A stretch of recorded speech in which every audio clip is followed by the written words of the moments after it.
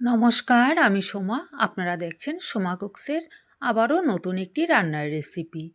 আজকে বানাবো লাউ পাতায় চাপা শুটকি দিয়ে বড়া। তবে সেই রেসিপিটাই আমি আপনাদের সাথে শেয়ার করব। এখানে ফ্রেশ কিছু লাউ পাতা নিয়ে নিয়েছি আমি। লাউ পাতাটা একদম আজকের আনা ফ্রেশ ছিল, সেই জন্য ভাবলাম একটু কয়টা বড়া করি। লাউ পাতার বড়াটা করার জন্য নিয়ে নিলাম কয়টা শীতল শুটকি, অনেকে এটাকে চেপা শুটকি নামেও ডাকে।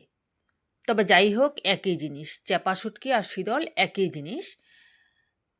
সেটা রান্না করার জন্য প্রথমে আমি কি করব, লাউ পাতাগুলোকে জলে সেদ্ধ করব না, ভালো করে একটু ধুয়ে নিয়ে একটা কড়াইয়ের মধ্যে সামান্য একটু নুন দিয়ে এটাকে একটু ভাপ দিয়ে নেব।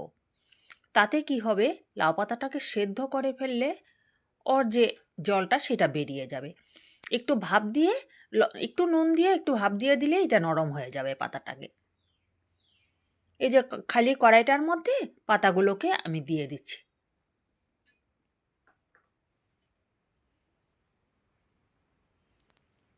আর সেদ্ধ করলে কি হয়, পাতার স্বাদটাও একটু অন্য হয়ে যায়। এভাবে আমি তো এটাকে সেদ্ধ করলাম না, এই যে সুন্দর ভাপ দেওয়াতেই এটা হয়ে যাবে। কিন্তু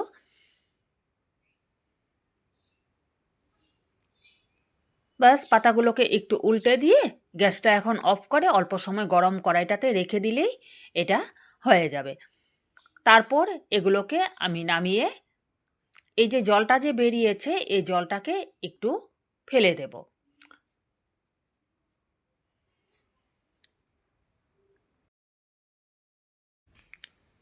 পাতাগুলো সব তুলে নিলাম। তুলে নেওয়ার পর সেই কড়াইটাকেই ধুয়ে আবারও গ্যাসের মধ্যে বসিয়ে দিলাম। এবার দিয়ে দিচ্ছি কড়াইতে সর্ষের তেল। তেলটা গরম হয়ে যাওয়ার পর আমি কিছুটা পেঁয়াজ কুচি তেলের মধ্যে দিয়ে দেব।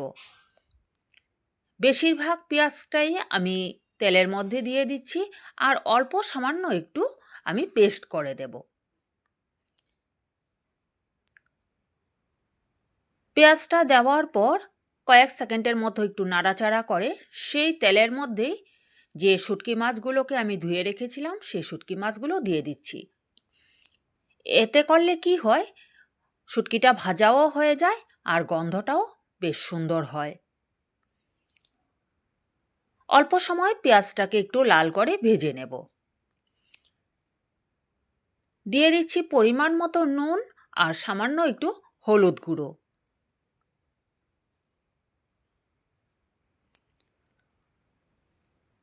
আর এপাশে আমি কাঁচা পাকা লঙ্কা আর বেশ কিছুটা রসুন আর দুটোর মতো পেঁয়াজ, ছোট সাইজেরই পেঁয়াজগুলো ছিল, দুটো পেঁয়াজ আমি একসাথে পেস্ট করে নিয়েছি। পেঁয়াজটা আমার ভাজা হয়ে গেছে, তেলও ছেড়ে আসছে। এবার সেই মশলার পেস্টটা আমি দিয়ে দিলাম। রসুন, কাঁচা লঙ্কা, কাঁচা পাকা লঙ্কা মিক্সড আছে, আর ছোট সাইজের দুটো পেঁয়াজ, সব কিছু দিয়ে এবার গ্যাসটা একটু লো করে দিয়ে এই মশলাটাকে একটু নাড়াচাড়া করে ভালো করে একটা ভর্তা আমি বানিয়ে নেব। একটু কালারের জন্য হাফ চামচ আমি কাশ্মীরি লঙ্কার গুঁড়ো দিয়ে দিলাম।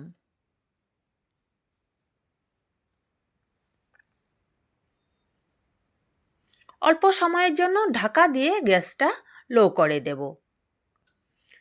ভর্তাটা আমার রেডি হয়ে গেছে, খুব সুন্দর গন্ধও বের হয়েছে আর সমস্ত মশলাটা ভালো করে কষানো হয়ে গেছে। এবার এই ভর্তাটাকে একটা বাটির মধ্যে আমি তুলে রাখবো। একটা বাটির মধ্যে তুলে নিলাম। এই পাশে একটা বাটির মধ্যে সামান্য কিছুটা বেসন আমি নিয়ে নিয়েছি। বেসনটার মধ্যে সামান্য একটু নুন আর হলুদ গুঁড়ো দিয়ে একটা ব্যাটার তৈরি করে নেব। এদিকে পাতাগুলোর থেকেও জলটা ঝরে গেছে। ব্যাটারটা বেশি ঘনও না বেশি পাতলাও না, ওইভাবে করতে হবে। বেশি ঘন করলে কি হবে, পাতাগুলো কিন্তু কাঁচা থেকে যাবে। যেহেতু আমি এই ব্যাটারটার মধ্যে এই বড়াগুলোকে আমি ডুবিয়ে তারপর ভাজবো। এই যে দেখুন ঘনত্বটা বেশি কিন্তু ঘন করিনি।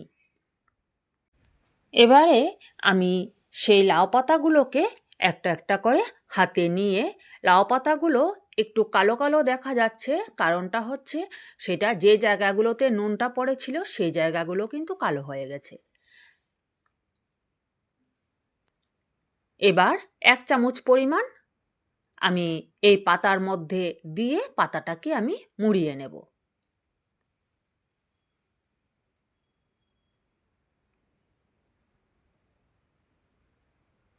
ব্যাস হয়ে গেল আমার একটা রেডি।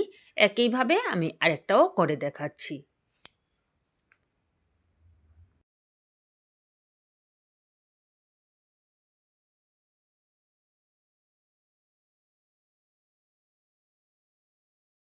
এইভাবেই আমি সবগুলো পাতার মধ্যে ভরে নেব। এই যে এদিকে আমি তৈয়ার করে নিয়েছি সবগুলো, দেখুন। এপাশে এবার আমি একটা কড়াই বসিয়ে কড়াইতে দিয়ে দিচ্ছি রিফাইন তেল। তেলটা গরম হয়ে যাওয়ার পর সেই বড়াগুলোকে আমি কি করব, মানে যে পাতার ভিতরে আমি মুড়িয়ে নিয়েছি সেগুলোকে একটা বেসনের ব্যাটারে ডুবিয়ে এগুলোকে তেলে ভেজে নেব। এই যে দেখুন ব্যাটারটা আমার কেমন ঘনত্ব ছিল, পাতাগুলো কিন্তু দেখা যাচ্ছে। এর চাইতে আর বেশি ভারী করলে পাতাগুলো কাঁচা থেকে যাবে।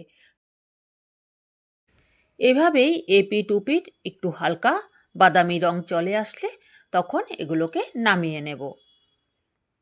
তবে কেমন লাগলো বন্ধুরা আমার আজকের এই রান্নার রেসিপিটি, লাউ পাতায় শীতল শুটকির বড়া? অবশ্যই কমেন্ট করে জানাবেন।